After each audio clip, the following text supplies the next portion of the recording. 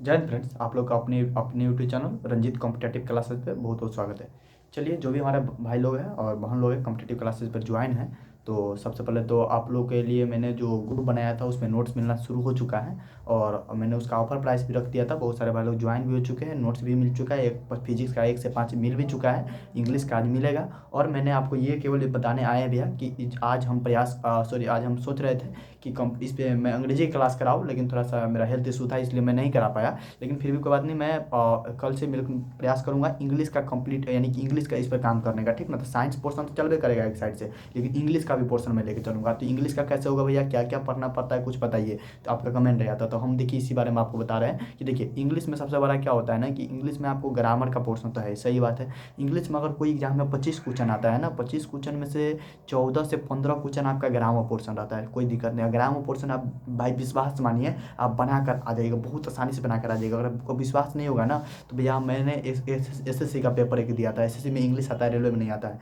तो एसएससी का जब मैंने पेपर दिया था तो वहाँ पर मैं आपको दिखाऊंगा। मैंने कुछ नहीं, ट्वेल्थ में पढ़ रहे थे, ट्वेल्थ में हम बता रहे हैं 2023 का बात है, सितंबर का बात है, हम कितना बार बोल चुके हैं, सितंबर का बात है, 2023 का बात है। मैंने गया कुछ भाई, आपको भी पता है ट्वेल्थ में जब आदमी रहता है तो ट्वेल्थ तो पढ़ाई पर ध्यान देगा कि वही कंपटीटिव वाले पर ध्यान देगा। मैंने भरा था केवल देखने के लिए कैसा एग्जाम होता है। मैं आपको उम्मीद दिखाता हूँ भैया, दिखाऊंगा। अगर कहेंगे तो प्रूफ के साथ, अगर आपका कमेंट आया तो हम प्रूफ के साथ वो टेलीग्राम पर डाल देंगे। वो हमारे पास अभी है वो रिजल्ट, मैंने वो दिया था पूरे, यानी कि मेरा, यानी कि कहने का अर्थ है 14 तो नहीं था, 13 ग्रामर वाला सही था, ग्रामर पोर्शन एकदम 13 सही था। कहाँ कहाँ मात खा गए हम, बोकाब, यानी कि जो बोकैब होता है, बोकैब करने क्या भैया, बोकैब करने का अर्थ एंटोनिम, यानी कि जो उल्टा वाला, जो हम लोग बोलते हैं ना व्याकरण में, उल्टा उल्टा वाला विपरीतार्थक शब्द, पर्यायवाची शब्द, जिसको हम लोग बोलते हैं एंटोनिम, सेनोनिम, ये होता है antonym. One word substitution, one word substitution क्या होता है, अनेक शब्दों के लिए एक शब्द होता है ना। जैसे कि जो कभी न मरे उसे अमर कहते हैं ना, कि अनेक शब्द के लिए एक शब्द हिंदी में बोलते हैं। उसके अलावा ये होता है मुहावरा, होता है इडियम एंड फ्रेजेज, ये होता है मुहावरा वाला।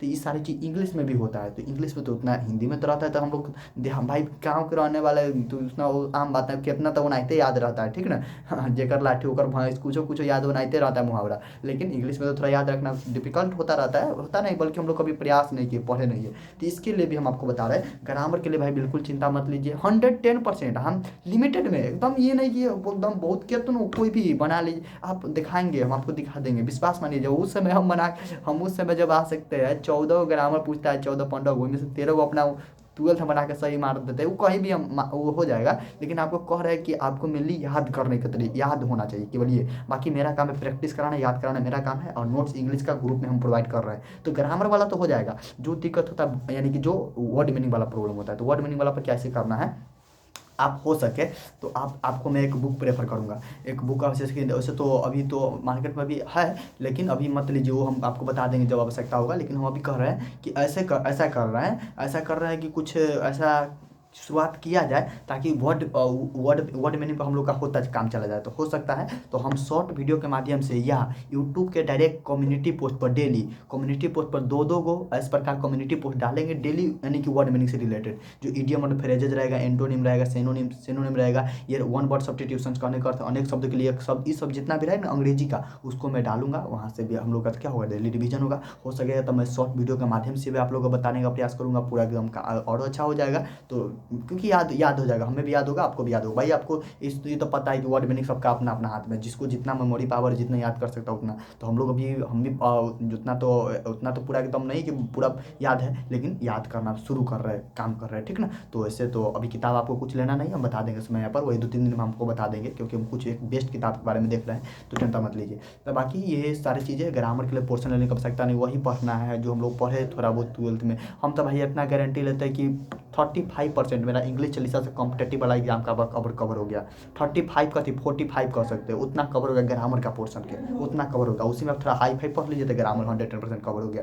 समझ गए, जो हमारा इंग्लिश चालीसा पढ़ेंगे उसको पता होगा। अच्छा, उसके अलावा ये नहीं करिए, अब तो वर्ड मीनिंग वाला बात रह गया थी, ये तो आप कम से प्रयास कर रहे हैं कल से। बाकी आपका कोई और कमेंट आता है, आपका कोई माइंड में कोई थॉट है तो प्लीज़ आप कमेंट में शेयर कर दीजिएगा, ठीक है। चलिए, बहुत जल्द हम मिल रहे हैं। थोड़ा आज मेरा हेल्थ प्रॉब्लम था और इसलिए मैंने नई क्लास करा पाया। मैं इंग्लिश का शुरू करूँगा, प्रैक्टिस सही शुरू करूँगा। पूछा गया क्वेश्चन हो, सीजीएल हो, सीएचएसएल हो, एमटीएस हो और जीडी हो, कोई भी चीज़ में पूछा गया हो, सब पे हम काम करेंगे, ठीक है। चलेगा, मिलते हैं फिर अगले वीडियो में। सभी को जय हिंद, वंदे मातरम।